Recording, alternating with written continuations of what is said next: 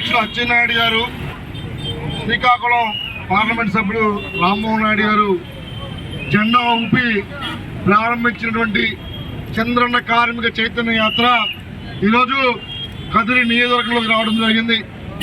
ఈ నియోజకవర్గంలో ఘన స్వాగతం పలికినటువంటి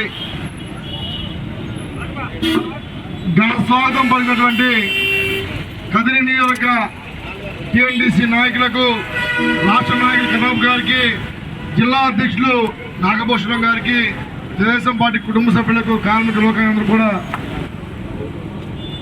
అందరికి కూడా ధన్యవాదాలు తెలియజేస్తూ, మరీ ముఖ్యంగా ఇక్కడ మాజీ శాసనసభ్యులు కందికొండ వెంకటప్రసాద్ అన్నగారికి కృతజ్ఞతలు తెలియజేస్తా ఉన్నాం.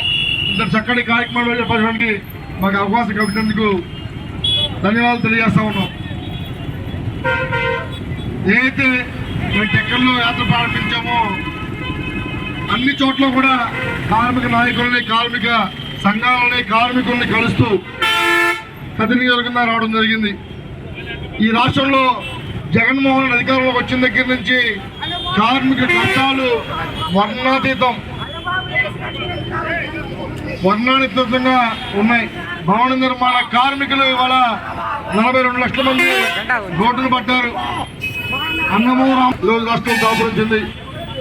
ఆ రోజు అన్నా క్యాంటీన్ ద్వారా 5 రూపాయలకి చంద్రబాబు నాయుడు గారు ఈ నియోజకవర్గంలో ప్రసాదన్న అన్నా క్యాంటీన్ లో అన్నం పెట్టినండి 5 రూపాయలకే భోజనం పెట్టిన సంగతి సందర్భంగా గుర్తు చేస్తా ఉన్నా.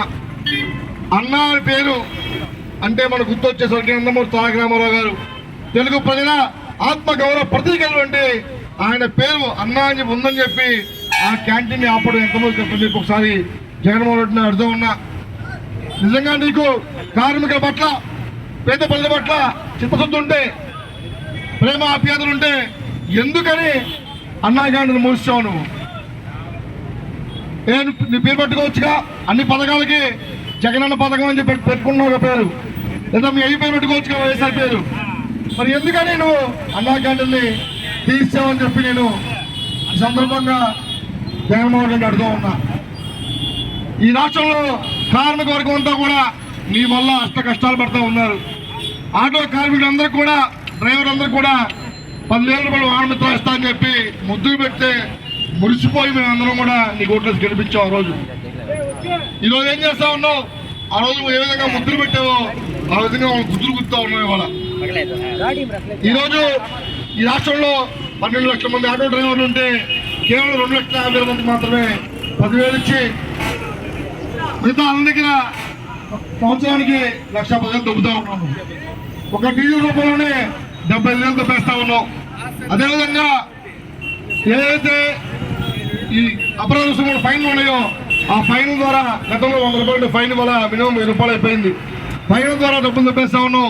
ఉప్పు, పప్పు, ఆయిల్ అన్ని రేట్లు కూడా విపరీతంగా పెంచి ఆ విధంగా పోరాటం పంపుతా ఉన్నాం.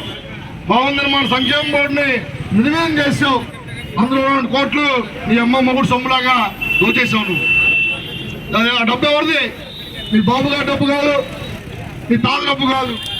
అది కార్మికుడు చెమటని చిందించి రూపాయలు పోగేసుకున్న డబ్బు 2,000 కోట్ల రూపాయలు. ఆ డబ్బుని దోచేయడం ఎంతో కొడతా ఉన్నా.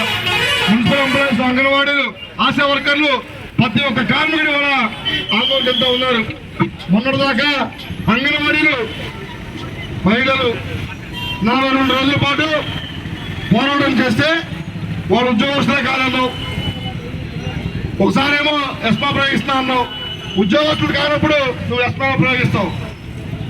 అసలు నీకు ప్రభుత్వం అంటే తెలుసా? ప్రభుత్వం ఏ అధికారం ఉంటుందో తెలుసా?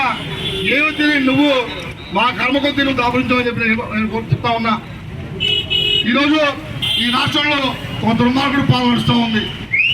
కార్మికుల ఆత్మగౌరవానికి భంగం కలుగుతూ ఉంది. కార్మికుల్ని ఈ జగన్మోహన్ అవమానిస్తా ఉన్నాడు. ఈ రాష్ట్రంలో ఈ 5 సంవత్సరాల కాలంలో ఏ ఒక్క కార్మిక నాయకుడిని కూడా కనీసం కలిసి వెనుకొచ్చే అవకాశం కూడా ఇవ్వనటువంటి దుర్మార్గుడు జగన్మోహన్ రెడ్డి సందర్భంగా తెలియజేస్తా ఉన్నా. అదేవిధంగా మనందరి పండగ కార్మిక దినోత్సవం. కార్మిక పండగది ప్రపంచవ్యాప్తంగా కులాలకి, మతాలకి, ప్రాంతాలకి అతీతంగా కార్మికులందరూ జరిగిన పండుగ కార్మిక దినోత్సవం. ఆ కార్మిక దినోత్సవం కూడా ఈ 5 సంవత్సరాల కాలంలో ఒక్క చోట కూడా ఒక్కసారి కూడా ఏర్పాటు చేయడండి. దుర్మార్గుడు నువ్వు, కార్మికులు అవమానిస్తావు నువ్వు, కాబట్టి నువ్వు మాకు అవసరం లేదు, మేము సిద్ధంగా ఉన్నాం, నువ్వు సిద్ధమా అని చెప్పి పోస్టర్లు ఏం చేయవు కదా, మేము సిద్ధం. ఇవాళ కార్మికులు సిద్ధంగా ఉన్నారు, ఇక్కడే ఉంది సిద్ధం, నువ్వు సిద్ధమా అన్నాడు, సిద్ధం, మేము సిద్ధంగా ఉన్నాం, నిన్ను ఈ రాష్ట్రం తరవేయడం కోసం సిద్ధంగా ఉన్నాం అని చెప్పి సందర్భంగా కార్మికులు మీకు హెచ్చరిస్తా ఉన్నాం. ఆ రోజు అచ్చెన్నాయుడు గారు కార్మిక శాఖ మంత్రిగా ఉన్నప్పుడు సంక్షేమ బోర్డు ద్వారా అనేక పథకాలు అమలు చేశారు. ప్రసూతి కానుక ఇచ్చారు, పిల్లలకి స్కాలర్షిప్లు ఇచ్చారు, అదేవిధంగా ఎవరైనా యాక్సిడెంట్ అయ్యి కాలిపోతే 5 లక్షల రూపాయలు ఇచ్చారు. చంద్రన్న బీమా పథకం ద్వారా కార్మికులు ప్రమాదాలు చనిపోతే 5 లక్షల రూపాయలు ఇచ్చిన ఘనత తెలుగుదేశం ప్రభుత్వాన్ని. కానీ ఈ ప్రభుత్వం ఏం చేసింది, ఆ పథకాన్ని తొందరలోకి వేసింది. కార్మికుల్ని నట్టేయడం వచ్చిన ప్రభుత్వం ఈ జగన్మోహన్ ప్రభుత్వం. ఈ స్థానికంగా చూసుకుంటే ఇక్కడ కదిరి ప్రజలు ఒక్క ఛాన్స్ పేరుతో మోసపోయి సిద్ధారెడ్డిని ఎమ్మెల్యే గెలిపించడం జరిగింది. ఆ సిద్ధారెడ్డి అంటాడు, అయ్యా మా రోడ్లు గుంట్లవన్నీ ఆ గుంట్లు పూడ్చవా అని చెప్పి స్థానికులు అడిగితే వాడు అంటాడు, నీకు రోడ్లు కావాలా పెన్షన్లు కావాలంటాడు, రోడ్లు కావాలా పెన్షన్లు కావాలంటాడు. అంటే పెన్షన్ ఇస్తే రోడ్లు ఏమా, సంక్షేమం చేస్తే అభివృద్ధి చేసే తమ్ముడు కదా,